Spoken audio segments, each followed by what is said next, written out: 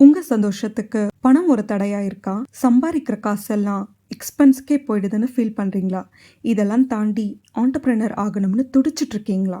இப்படிலாம் இருந்தால் நான் உங்களுக்காக ப்ரெசென்ட் பண்ண போகிற book the richest man in Babylon by George S Clason. இந்த புக்கில் பணத்தை எப்படி ஏர்ன் பண்ணி அதை சேவ் பண்ணணும், எப்படி இன்வெஸ்ட் பண்ணி பணத்தை உங்களுக்காக வேலை செய்ய வைக்கணும், ஃப்யூச்சரை எப்படி செக்யூர் பண்ணணும்னு மணி மேனேஜ்மெண்ட்டை ஸ்டோரி ஃபார்மேட்டில் இன்ட்ரெஸ்டிங்காக எழுதியிருப்பார். இந்த ஆடியோ புக்கில் ஒவ்வொரு செகண்டும் மிஸ் பண்ணாமல் கேட்டால் தான் அதை சிறப்பாக உங்கள் லைஃப்பில் இம்ப்ளிமெண்ட் பண்ண முடியும். ஸோ இப்போ வாங்க கதைக்குள்ளே போகலாம். சாப்டர் 1, தங்கத்தை விரும்பிய மனிதன். பேபிலோன்லே டேலண்டான கார்பெண்டர்னா அது பன்ஷீர் தான். அவர் பார்க்க ரொம்ப சோர்வாக இருந்தார். அப்போது அவரோட ஃப்ரெண்ட் கோபி அவரை பார்த்து, என்னாச்சு, ஏன்டா சோகமாக இருக்கேன்னு கேட்டப்போ, அது ஒன்றும் இல்லைடா, எனக்கு நேற்று ஒரு நல்ல கனவு வந்துச்சு. அதில் வசதி வாய்ப்போடு நான் மிகப்பெரிய பணக்காரனாக இருந்தேன். தாராளமாக செலவு பண்ணேன், காஸ்ட்லி ட்ரெஸ் போட்டிருந்தேன். ஆனால் காலையில் எழுந்ததும் ரியாலிட்டியில் நான் இன்னும் ஏழையாக இருக்கிறத என் மனசு ஏற்றுக்கலடா. அதை நினச்சி தாண்டா சோகமாக இருக்கேன்னு சொன்னார். இதை கேட்டுட்டு இருந்த கோபியும் தானும் அதே நிலையில் இருக்கிறத உணர்ந்து என்ன பண்ணலான்னு டிஸ்கஸ் பண்ணிட்டு இருந்தாங்க. அப்போ கோபி, சரி, நம்ம எப்படி ரிச் ஆகுறதுன்னு தெரிஞ்சுக்க ஆல்ரெடி ரிச்சாக இருக்கவங்க கிட்ட ஆலோசனை கேட்டால் கரெக்டாக இருக்கும்டான்னு சொன்னார். அதுக்கு பன்ஷீர், நீ யாரை சொல்கிறேன்னு கேட்டார். அதுக்கு கோபி, நம்ம ஊரிலே பெரிய பணக்காரனா அது நம்ம சின்ன வயசு ஃப்ரெண்ட் அர்க்கட் தாண்டா. இன்னைக்கு கூட அவன் தங்க ரதத்தில் போகிறப்போ பார்த்தேன். அவன் என்னை பார்த்து சிரித்தான். அதுலேயே அவன் நம்மளை மறக்கலைன்னு புரிஞ்சுக்கிட்டேன். அவன் உண்மையிலே நமக்கு ஹெல்ப் பண்ணுவான்னு நம்புகிறேன். அதுக்கு பன்ஷீர், நம்ம 2 பேர் மட்டும் தனியாக போகாமல் நம்மளை மாதிரியே இருக்க ஃப்ரெண்ட்ஸ் இன்னும் கொஞ்சம் பேரோட நம்ம அர்க்கட் வீட்டுக்கு போகலான்டான்னு சொன்னார். சாப்டர் 2, பாபிலோனின் மிகப்பெரிய பணக்காரர். இன்னைக்கு தேதிக்கு த ரிச்சஸ்ட் மேன் இன் பேபிலோன் யாருன்னா நம்ம கதையோட ஹீரோ அர்க்கட். இவரோட புகழ் நாடு முழுக்க பரவி கிடந்தது. அதோடு சேர்த்து இவரோட ஈகை குணமும் பரவி கிடந்தது. அறப்பணிகளுக்கும் நிறைய பணம் டொனேட் பண்ணியிருந்தார். அது மட்டும் இல்லை, அவர் ஃபேமிலியையும் நல்லா பார்த்துக்கிட்டாரு. தனக்கு தானே தாராளமாக செலவு செஞ்சுக்கிட்டாரு. அப்படி இருக்கப்போ கூட நாளுக்கு நாள் அவரோட செல்வம் பெருகிட்டே போச்சு. அன்னைக்கு காலையில் அர்க்கட்டோட ஃப்ரெண்ட்ஸ் அவரை மீட் பண்ணி, உனக்கு என்னப்பா, நீ பெரிய அதிர்ஷ்டசாலி, பாபிலோன்லேயே பெரிய பணக்காரனாகிட்ட. காஸ்ட்லியான ட்ரெஸ் என்ன, விதவிதமான சாப்பாடு என்ன, ஆனால் எங்களை பார்த்தியா, எங்கள் வாழ்க்கையே ஒரு போராட்டமாக இருக்குது. ஒரு காலத்தில் நம்ம எல்லாரும் ஒரே மாதிரி தானே இருந்தோம். ஒரே கிளாஸில் படித்தோம், ஒன்றா விளையாடணும்.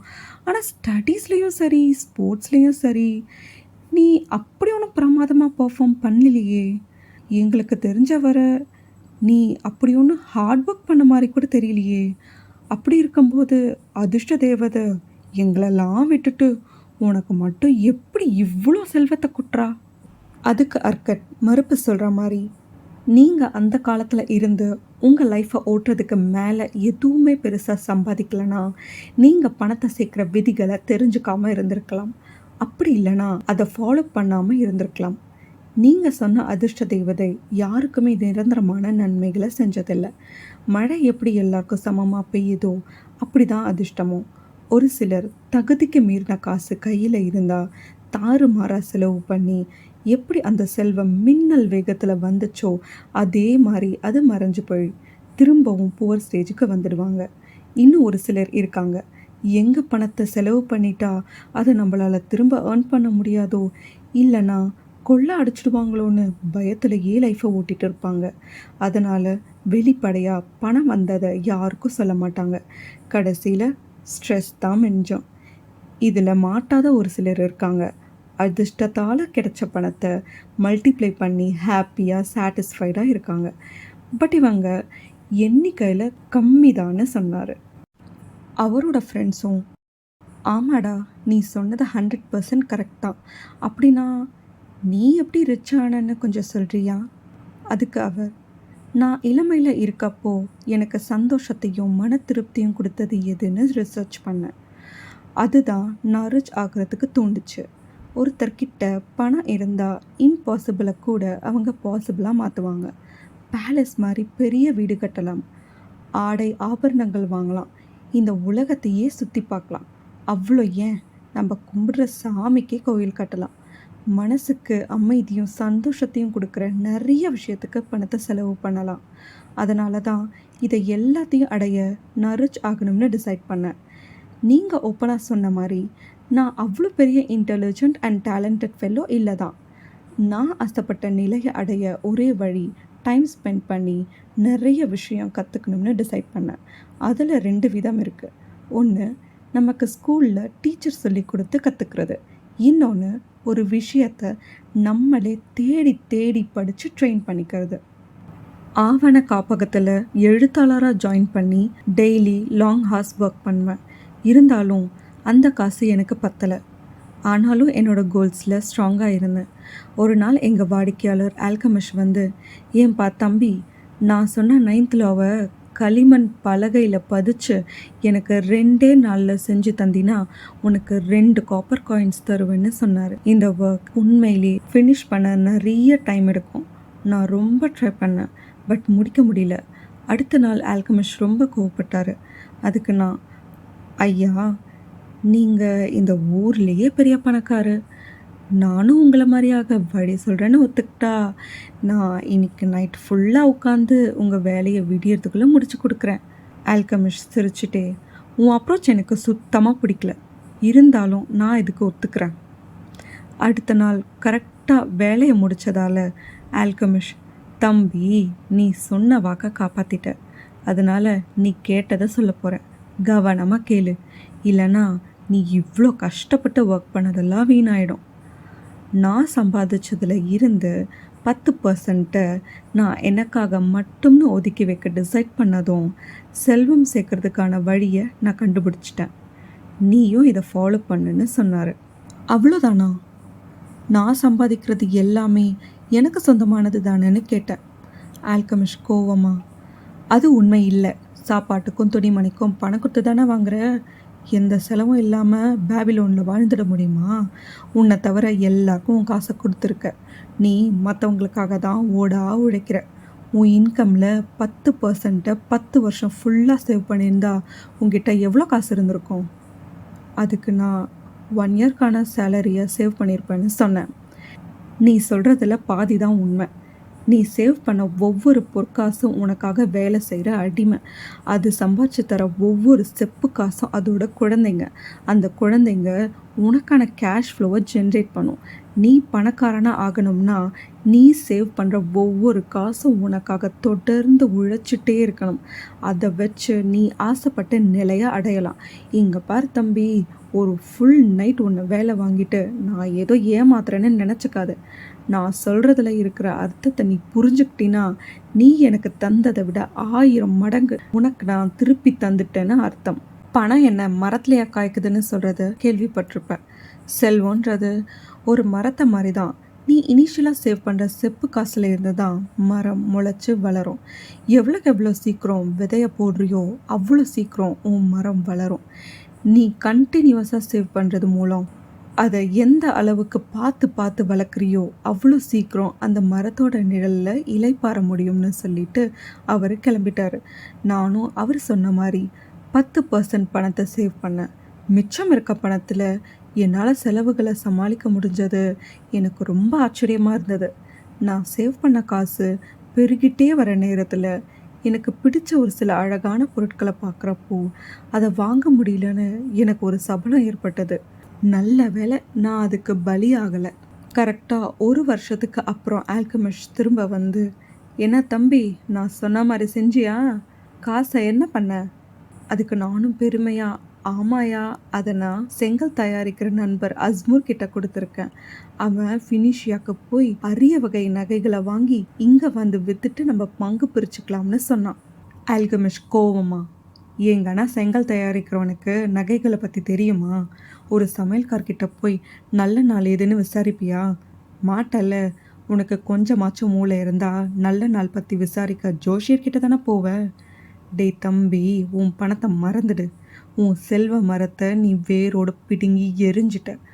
சரி, பரவாயில்ல, நீ இன்னொரு மரத்தை நட்டு திரும்ப முயற்சி பண்ண. நெக்ஸ்ட் டைம் உனக்கு நகைகளை பற்றி அட்வைஸ் தேவைப்பட்டா நகை கடைக்காரர்கிட்ட போய் கேளு. இங்கே ஃப்ரீயாக கிடைக்கிறது வெறும் அட்வைஸ் மட்டும்தான். சரியான ஆட்கள் கிட்ட இருந்து சரியான அட்வைசஸை மட்டும் எடுத்துக்கோன்னு சொல்லிட்டு கிளம்பிட்டாரு. ஆல்கமிஸ்ட் சொன்னது கரெக்டு தான். ஃபினிஷியர்கள் டைமண்ட்ஸ்னு சொல்லி போலி கண்ணாடி துண்டுகளை கொடுத்து அஸ்முறை ஏமாற்றிட்டாங்க. ஆனால் நான் மனம் தளராமல் திரும்ப 1 வருஷம் காசை சேவ் பண்ணேன். ஆல்கமிஸ்ட் திரும்ப வந்து, என்ன தம்பி, போன வருஷம் காசை என்ன பண்ண? நான் அதை கேடயம் தயாரிக்கிற நண்பர் அக்கருக்கு கடனாக கொடுத்துருக்கேன். அவர் 4 மாதத்துக்கு ஒரு டைம் அதுக்கான இன்ட்ரெஸ்ட்டை கொடுப்பாரு. அதை வச்சு நான் நல்லா சாப்பிட்டேன், ட்ரெஸ் வாங்கினேன், பயணம் பண்ணுறதுக்கு ஒரு கழுதையும் வாங்கிக்கிட்டேன். இதை கேட்ட ஆல்கமிஸ்ட் குபீர்னு சிரிச்சிட்டாரு. நீ உன் சேவிங்ஸோட குழந்தைகளை தின்னு காலி பண்ணிட்ட. அப்புறம் எப்படி அவங்க உனக்காக வேலை செய்வாங்கன்னு எதிர்பார்க்கலாம்? முதல்ல உனக்காக வேலை செய்ய ஒரு தங்க அடிமைப்படையை உருவாக்கிக்கோ. அப்புறம் நீ எந்த ரிக்ரெட்ஸும் இல்லாமல் நீ நினச்சதெல்லாம் பண்ணலாம்னு சொல்லிட்டு கிளம்பிட்டாரு. அதுக்கப்புறம் 2 வருஷம் கழித்து தான் நான் அவரை மீட் பண்ணேன். அப்போ அவர் பார்க்க முதுமை தோற்றம் அளித்தார். என்ன அர்க்கட், நீ கனவு கண்ட கோல்ஸை ரீச் பண்ணிட்டியான்னு கேட்டார். நான் கனவு கண்ட எல்லா கோல்ஸும் நான் அச்சீவ் பண்ணலை. இருந்தாலும் நான் தொடர்ந்து சேவ் பண்ணிட்டு வரேன். என்னோடய சேவிங்ஸும் எனக்கு கேஷ் ஃப்ளோ ஜென்ரேட் பண்ணிட்டு இருக்குன்னு சொன்னேன். அதுக்கு ஆல்கமிஸ்ட் கிண்டலா, ஏன்னா தம்பி, நீ இப்போவும் செங்கல் தயாரிக்கிறவங்க கிட்ட அட்வைஸ் கேட்டுட்டு இருக்கியா? ஆமாயா, செங்கல் தயாரிப்பு பற்றி அவங்க நல்லா ஆலோசனை சொல்கிறாங்க அப்படின்னு சொன்னேன். அதுக்கு ஆல்கமிஸ்ட், தம்பி, நீ நல்லாவே பாடங்களை கற்றுக்கிட்ட. அதனால் நீ ஒரு பொறுப்பான பதவிக்கு தகுதியாக்கிக்கிட்ட. எனக்கும் வயசாகிடுச்சு. என் பசங்க பணத்தை சம்பாதிக்கிறத பற்றி கவலைப்படாமல் அதை செலவு பண்ணுறதுலையே குறியாக இருக்காங்க. எனக்கு நிறைய சொத்து இருக்குது. நீ நிப்பூருக்கு போய் அங்கே இருக்க என்னோட நிலத்தை பார்த்துக்கிறேன்னு ஒத்துக்கிட்டினா உன்னை என்னோட பார்ட்னராக்கிட்டு ஒரு பங்கு சொத்து தரேன்னு சொன்னார். நானும் நிப்பூருக்கு போய் அவர் நிலங்களை நிர்வாகம் பண்ணேன். எனக்கு பெரிய ஆம்பிஷன் இருந்ததாலும் செல்வத்தை கையாளுற 3 விதிகளை கற்றுக்கிட்டதாலும் அவரோட செல்வத்தை என்னால் பல மடங்கு உயர்த்த முடிஞ்சது. ஒரு நாள் ஆல்கமிஸ்ட் இந்த உலகத்தை விட்டு போனதுக்கு அப்புறம் நானும் அவரோட சொத்தில் பார்ட்னராக மாறிட்டேன். அர்க்கட் இந்த கதையை சொல்லி முடித்ததும் அவரோட ஃப்ரெண்ட்ஸ் எல்லாரும் நன்றி சொல்லிட்டு கிளம்பிட்டாங்க. அந்த ஃப்ரெண்ட்ஸ் கேங்கில் ஒரு சிலர் அர்க்கட் சொன்னதை புரிஞ்சுக்க முடியாமல் அமைதியாகவே கிளம்பிட்டாங்க. இன்னும் சிலர் அர்க்கட்க்கு வந்த வாழ்வை பற்றியாடான்னு வசைப்பாடினாங்க. இதில் ஒரு சிலரோட கண்ணில் தான் அந்த ஸ்பார்க் இருந்தது. ஆல்கமிஸ்ட் திரும்ப திரும்ப போய் அர்க்கட்டை மீட் பண்ணதுக்கு காரணம், இருட்டில் இருந்த ஒரு மனுஷன் வெளியே வர துடிச்சுக்கிட்டே இருந்ததை அவர் கூர்ந்து கவனிச்சுட்டே இருந்தாருன்னு, அர்க்கட் அந்த ஒளியை அடைஞ்சதும் அவருக்காக ஒரு இடம் காத்துக்கிட்டு இருந்ததையும் அவங்க புரிஞ்சுக்கிட்டாங்க. இவங்க மட்டும் ஃப்ரீக்வெண்ட்டாக அர்க்கட்டை மீட் பண்ணி நிறைய ஆலோசனை கேட்டு அதை இம்ப்ளிமெண்ட் பண்ணாங்க. அர்க்கட்டும் அவங்களுக்கு அன்பாக ஹெல்ப் பண்ணுவார். இது அவங்க லைஃப்பில் ஒரு டேர்னிங் பாயிண்ட்டாக இருந்ததுன்னு சொன்னால் அது மிகையாகாது. இந்த வீடியோவை நீங்கள் இவ்வளோ நேரம் பார்த்துருந்தீங்கன்னா இதை கேட்கவும் பார்க்கவும் அற்புதமாக இருக்கணும்னு நிறைய மெனக்கிட்டுருக்கோம். ஸோ எதனா குறை இருந்தால் கமெண்ட் செக்ஷனில் சொல்லுங்கள், ஆர் லிங்க்டின் அண்ட் இன்ஸ்டா பேஜில் கூட சொல்லுங்கள். நெக்ஸ்ட் வீடியோவான பணப்பையை கொழுக்க செய்வதற்கான 7 வழிகளில் இருந்து இம்ப்ரூவைஸ் பண்ணிக்கிறோம். By journey of by Tamil audio books. நன்றி.